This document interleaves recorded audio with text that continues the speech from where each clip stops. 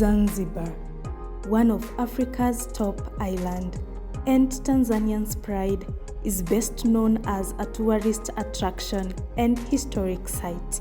But when the judges of the African Court on Human and People's Rights, the East African Court of Justice, and ECOWAS Community Court of Justice met in this beauty to behold land in June 2022, the objective was not to enjoy the calming sound of the turquoise sea or the treasures of the white sandy beaches. The three courts, in collaboration with human rights organizations, met in Zanzibar to host the first Tripartite Judicial Dialogue in Africa. But what exactly is this first Tripartite Judicial Dialogue in Africa? So the Judicial Dialogue is actually an initiative by the three courts, the African Court, the ECOWAS Court and the East African Court of Justice, with the aim of enhancing the adjudication and also the enjoyment of the human rights in the continent. So the difference between these other dialogues and what we have, the Tripartite Dialogue, is that for the first time, the African Court as a continental court is able to meet in a dialogue format with two sub-regional courts at the same time.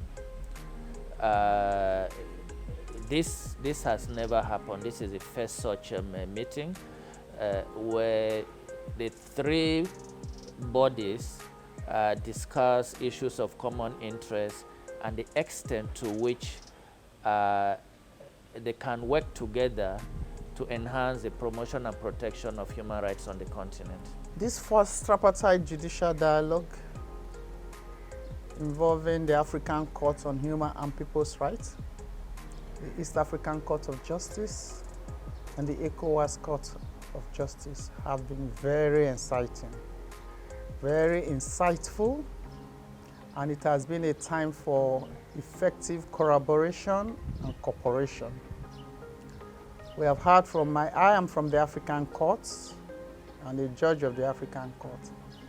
I have listened and heard as to how in the sister courts they arrive at their case law, their decision, how their jurisprudence is established in a manner closely related to us, because in some instances we share our mandates are a bit related. And it has given me personally further insight into how we also establish and decide establish our jurisprudence and decide our cases. And for us, as East African Court of Justice, when we meet together as the African Court, but also as the ECOWAS Court of Justice, we are all African courts, be the regional or sub-regional. So we are doing the same purpose on protecting and maintaining the human rights. Above all, the essence of coming together of more than one or two organizations to discuss issues that are common is one lesson that has come out to show the need for collaboration. And I quote an African proverb, if you want to travel fast, travel alone. If you want to travel fast, if you want to travel far, travel together. And so holding hands, I think, has taught us a lesson that we need to do this more often in order for there be a synergy and a collaboration of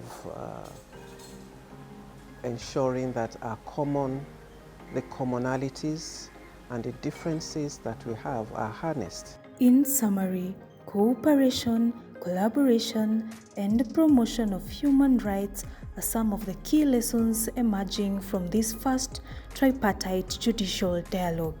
Lessons which will first a guiding pillar for Raoul Wallenberg Institute through funding from SIDA, GIZ, CAS, and UN Office of the High Commissioner for Human Rights at the thought of holding this convening, and this is how. So for us as RWI Nairobi office, it's of course very important to coordinate and collaborate with other partners that share the same objectives and interest in promoting human rights on the continent. Therefore, in addition to working together with the three courts, for this event we are very pleased that we were able to also partner with the UN Office of the High Commissioner for Human Rights, the East Africa Office, and also with the Konrad-Adenauer-Stiftung, and as well with GRZ. The United Nations Office of the High Commissioner for Human Rights has the mandate within the United Nations for the promotion and protection of human rights.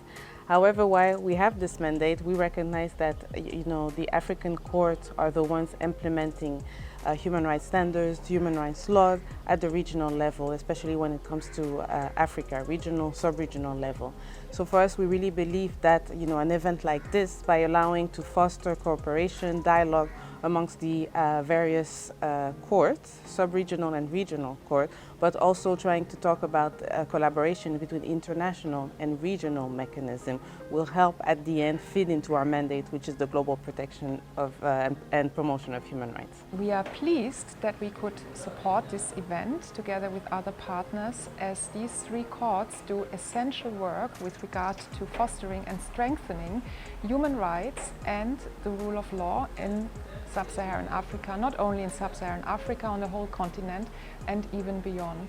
And as it is the mission of Konrad-Adenauer Foundation to promote the rule of law, democracy and human rights in the whole region, there could not have been a better event for us to support than this one.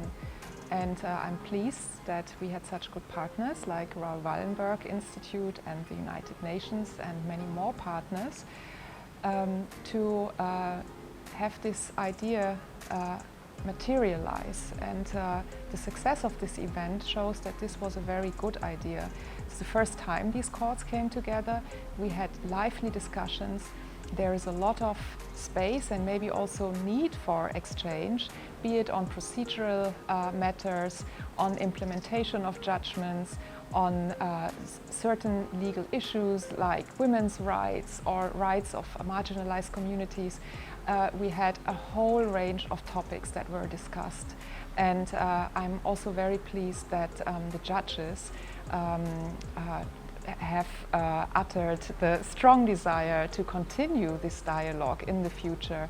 And if we can speak about a success, then it is that this is probably going to be a continuous format, and that we have created something of impact and sustainability. And I'm looking forward to further conferences in the future. Thank you very much.